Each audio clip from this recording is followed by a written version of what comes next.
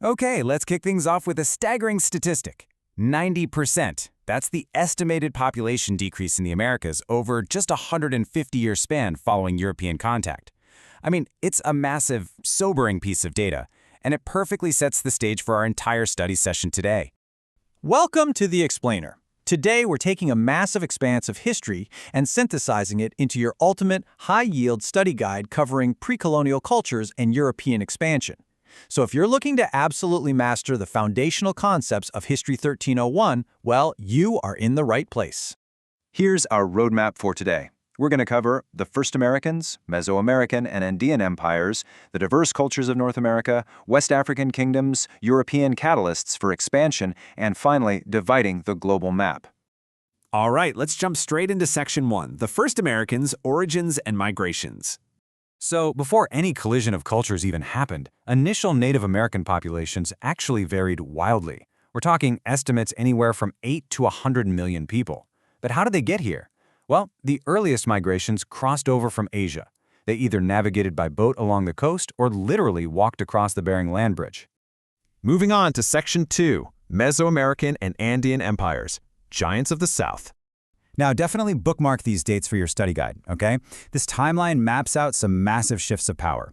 We see the Yucatán Maya hitting the absolute peak of their power starting around 300 AD. Fast forward a bit, and the Aztecs settle the Valley of Mexico around 1200 AD, eventually founding their sprawling capital city, Tenochtitlan, in 1325. And get this, that city grew to be the largest in the entire Western Hemisphere right up until the Spanish arrived in 1519.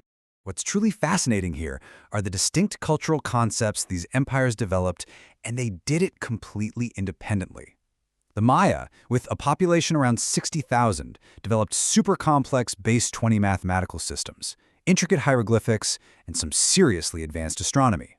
Meanwhile, down south, the Inca, under the leadership of Atahualpa, managed a staggering population of up to 10 million people across a 2,500-mile empire right through the treacherous Andes Mountains. It's just incredible. All right, shifting gears to Section 3, North American diverse cultures, adaptation and environment. If you need to remember just one fundamental thing about the Southwest tribes for your exam, it's how to contrast their agriculture. The Hohokam, who lived in modern-day Arizona, actively engineered their environment.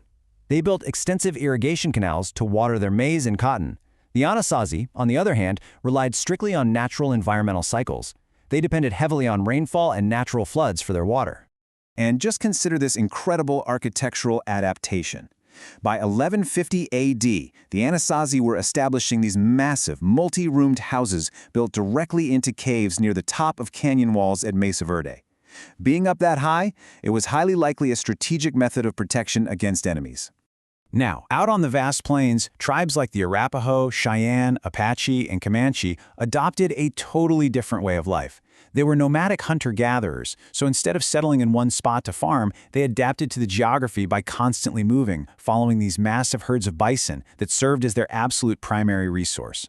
For your test, make sure you can clearly contrast the major East Coast tribes. The Algonquian, who dominated the Atlantic coast all the way down to Florida, built wigwams and traditionally had male clan leaders. Conversely, the Iroquois, living up in the Finger Lakes region of central New York, built massive longhouses and, very uniquely for the time, were led by women. But, despite their distinct differences and, their frequent warfare, these groups shared some really fascinating traits. Both practiced cooperative land ownership and mixed agriculture. Generally, women raised the crops and built the houses, while the men cleared the land and hunted. On top of that, both cultures relied heavily on shamans to act as their religious leaders and village healers. Let's cross the Atlantic for Section 4, West African Kingdoms, Wealth and Trade. You're going to want to pay attention to this regional transition of power. First, the Islamic king Mansa Musa built vast wealth and a really stable government in the Mali Empire. But by the 1400s, the Songhai Empire rose up and challenged them, successfully capturing the massive trading center of Timbuktu. From there, the Songhai established strict set weights and measures and formally codified their laws based on the Quran. Now, as historians, we have to impartially look at the devastating data regarding the African slave trade. Historically, slavery in Africa typically functioned as a prisoner of war system, essentially a social system for people cut off from their own societies. However, that dynamic shifted drastically in 1452. That's when the Portuguese began utilizing enslaved people for high-mortality sugar plantations on islands like Madeira. Over the next 4 centuries, this shift would eventually result in the horrific loss of over 10 million Africans. Moving into Section 5, European Catalysts for Expansion, Technology, and Power. Here's where a massive piece of game-changing technology comes into play: the Portuguese caravel. This was a highly agile, totally new ship design that ingeniously mixed traditional square sails with triangular sails. Why does that matter? Well, this engineering allowed the ship to actively sail into the wind, which unlocked completely new navigational possibilities. But beyond just having superior ships, Europe was driven by a culture of individual land ownership and patriarchal societies. At the same time, monarchs across Portugal, Spain, France, and England were rapidly consolidating their power, which sparked a fierce rise in nationalism. When you combine that intense political drive with massive tech leaps, like adopting the astrolabe in 1460 to determine latitude and adding broadside ship artillery by 1500, Europe was heavily armed and absolutely primed for global expansion. Finally, we reach Section 6, Dividing the Global Map, Treaties and Explorers. Definitely add these dates to your timeline study guide. Watch how fast these political lines evolve. In 1455, the Pope granted Portugal's sole possession of lands south and east toward India. By 1479, Spain approved this arrangement with the Treaty of Alcaicovas, securing the Canary Islands for themselves.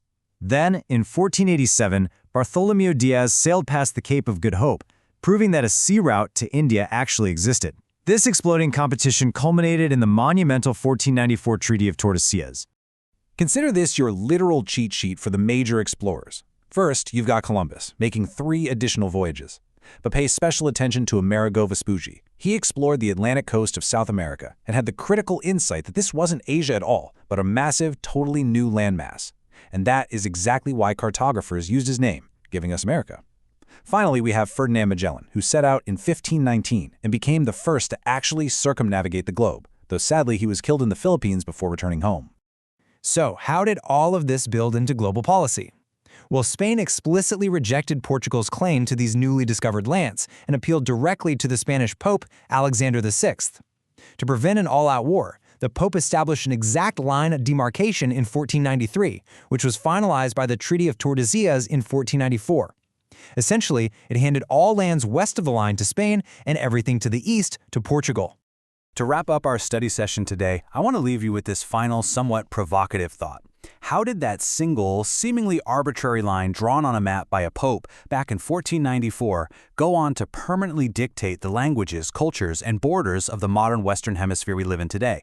I mean, why is Brazil Portuguese speaking while all its neighbors speak Spanish? It all traces directly back to that one historical moment. Keep that concept in mind as you review your notes. Thanks for diving into this material with me, and I'll see you on the next explainer.